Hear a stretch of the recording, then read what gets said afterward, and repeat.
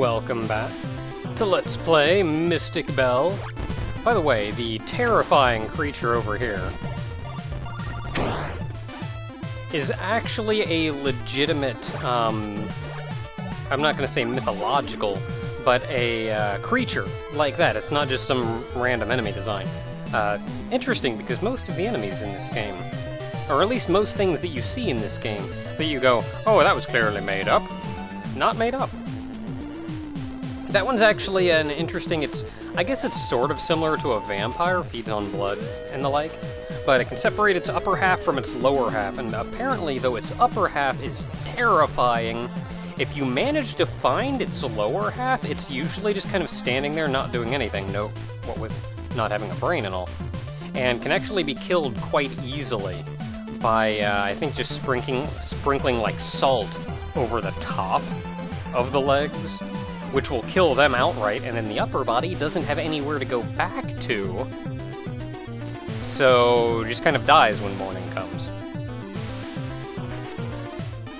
We've also got a teleporter now, and we can go places. Now, I actually want to test a couple things here. You see, initially when you play through, there was a bug when you talked to the teacher and Nikki.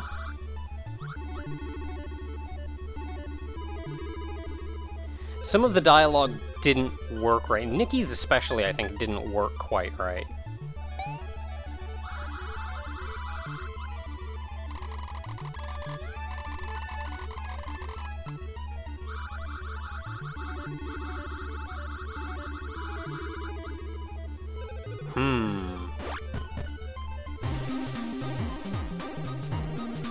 We'll discover what that mischievous spell is as soon as I don't fall down and completely miss the teleporter room. You can also show it to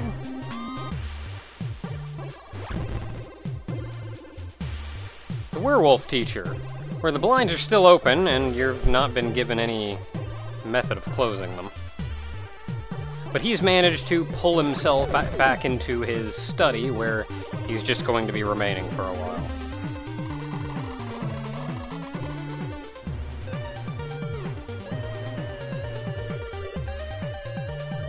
Well, that's good to know.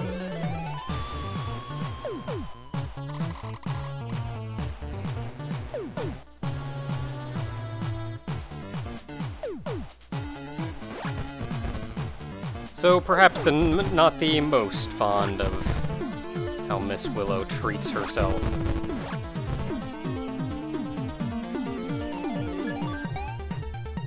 Now the last one, and this is the one that actually didn't work, was Nikki, because Nikki can also tell you about this.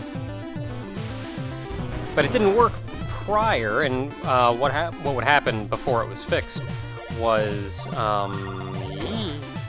before it was fixed, she would just give you the description to a completely different item. So, hey, has it been fixed yet?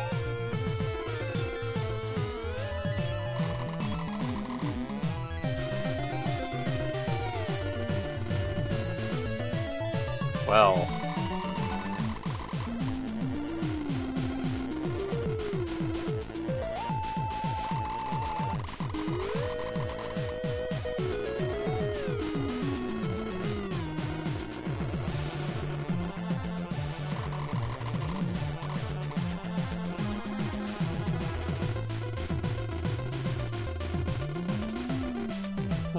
That's a spell.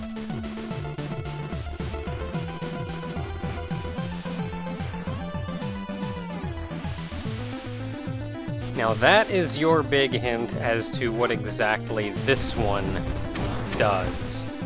Now sadly we don't have an easy way to get back to a travel mirror, but there is actually a bit of a secret in this game. Trying to get somewhere where I'm not going to get wrecked. Not taking my crap. Don't come at you when you're not looking at it. As though it matters which direction I'm looking when I can see the entire screen.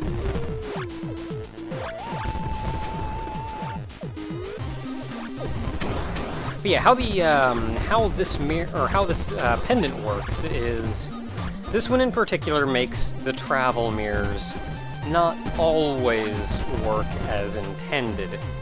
Every time you go through one of the travel mirrors, there is a whenever you go through the travel mirrors, while this is in your inventory, I'll specify, there is a very small chance of you getting teleported to a completely different place. A bonus area, if you will. So I'm going to be making an attempt to show that off. If I don't get it to trigger here soon, I'll show it off when I trigger it, but if I don't get it to trigger soon, then I'll just spend some time doing it. Oh, actually, I do need, before we move on, this. We have the green orb and the red orb.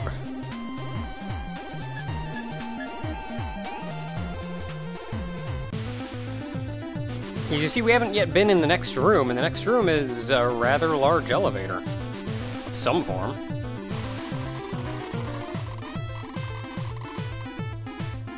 Blue residue. Well, we don't have a blue orb. Green residue.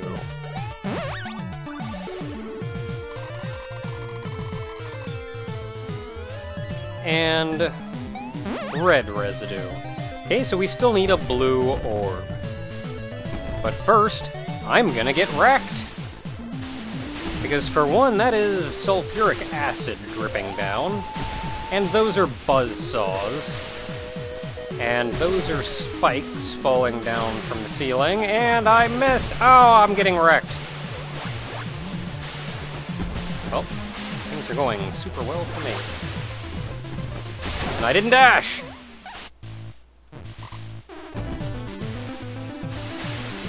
For future reference, just so everybody knows, I believe this is the most difficult room in the game. I don't double jump now. Oh, I'm half dead. Go me!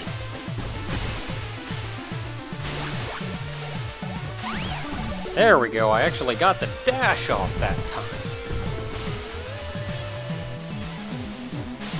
And this is, I feel like this is where the controls do sometimes come back to bite you in the butt. Because, like, I was trying to double jump to get in there, but the double jump didn't trigger because I'd fallen down too far after the jump, even though I didn't necessarily feel like it. So I missed my double jump, fell into the buzzsaws, all that fun stuff. Then I just had the thing drop flat on my head because my timing was off and I was panicking. Died the last time because the dash didn't trigger. A lot of stuff like that it's a little irritating, but the controls do work in a very specific way. So they will work consistently when you use them right. How you want to use them just isn't always lined up with what is the correct method of using them. Man, skulls. Getting wrecked by faces. This is the pit of faces.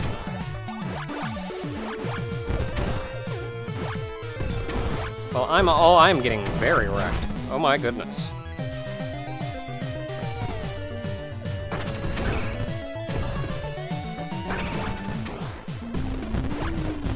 Okay, given how absolutely wrecked I've gotten, I'm going to just farm for some life here for a little while.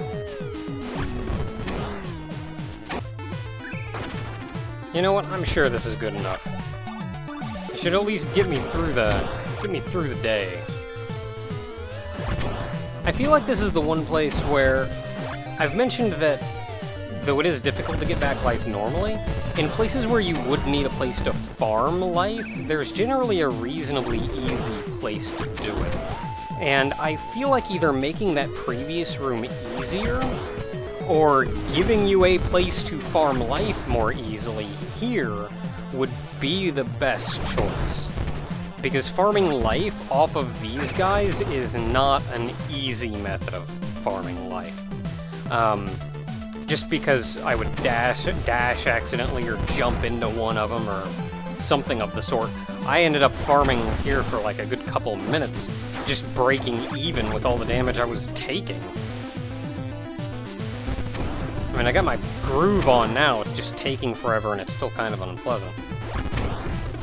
But still, I feel like I would like something a little more. Sadly, there's not much you can do. There's spikes down here, and you could see there was a... I'm not actually going to go over there because it's a quick way to get myself hurt. You can see there's more of those blocks down there that we cannot break.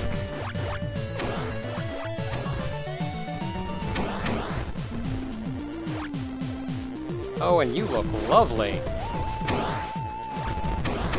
Even more lovely. That was another of the various creatures that I mentioned. It did actually exist down here, and is actually a legitimate creature in one culture or another. Yes, it's apparently it's the face of a beautiful lady with her organs and entrails and everything hanging from the neck. It said it actually returns to its body come morning, and can live its life in a normal, or as a normal person. And then at night, it goes out and about like that in order to feed on the blood and what have you of others. So that's great news. We're on the other side of this wall where Nikki is. Sadly, we still cannot break those blocks. There was a door right here that we could go in, and that is a big old skeleton. Oh, and he's got the blue orb right there. Thankfully, this guy isn't much of a... I mean, I guess you could call him a mini-boss, but he's not much of a fight.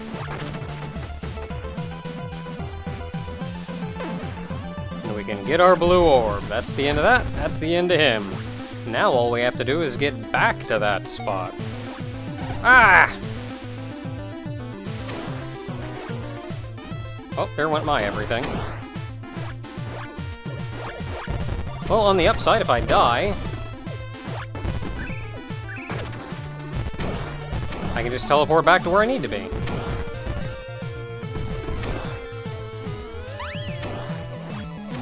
Oh, there's spikes down there. That's good news.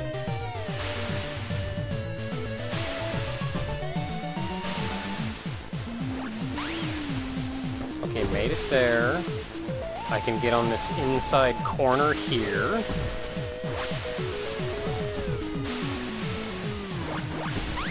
Oh, what the crap, I hit my head on the ceiling!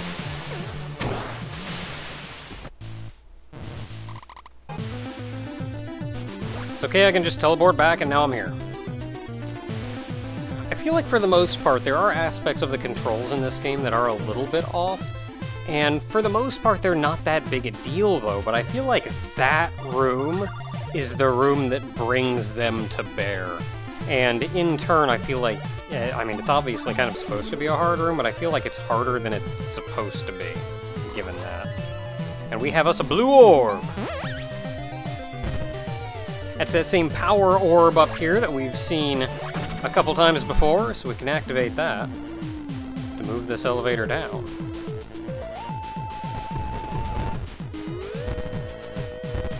Nothing to our left, bunch of rocks.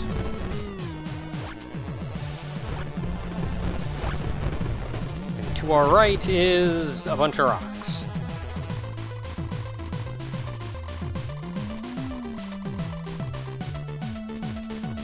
Blast them out of the way, eh?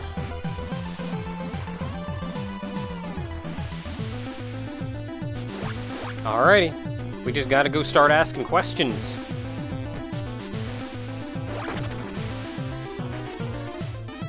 I suppose I'll have to save that for next time, though.